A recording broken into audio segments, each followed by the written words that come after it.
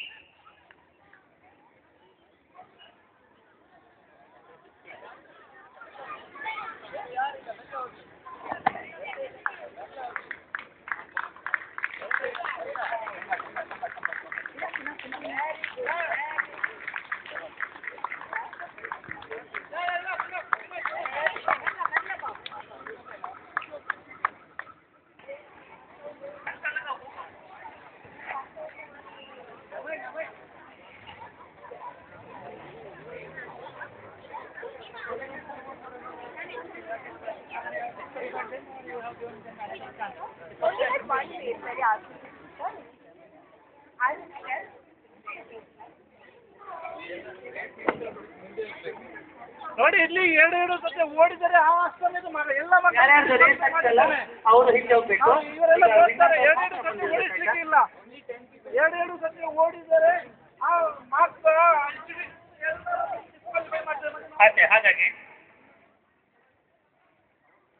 Book ತೆಗೆದುಕೊಂಡು ಹೋಗೋದ್ರ ಜೊತೆಗೆ ಅದನ್ನು ತಲೆ ಮೇಲೆ ಇಟ್ಕೊಂಡಿರ್ಬೇಕು. ಒಂದು ವೇಳೆ ಎಲ್ಲರಿಗೂ ಬಿದ್ರು ಕೊನೆಯದಾಗಿ ಯಾರ್ದು ಬೀಳ್ತದಲ್ಲ ಅವರನ್ನ ವಿನ್ನರ್ ಅಂತ ಪರಿಗಣಿಸಲಾಗ್ತದೆ. ಗೊತ್ತಾಯ್ತಾ?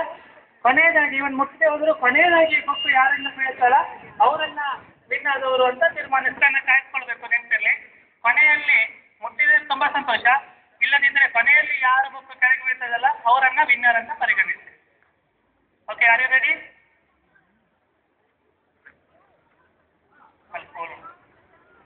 On your mark.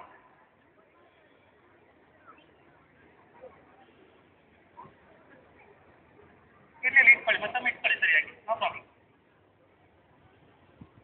ಹಾಂ, ರೆಡಿ ಅಲ್ಲ? On your mark, start.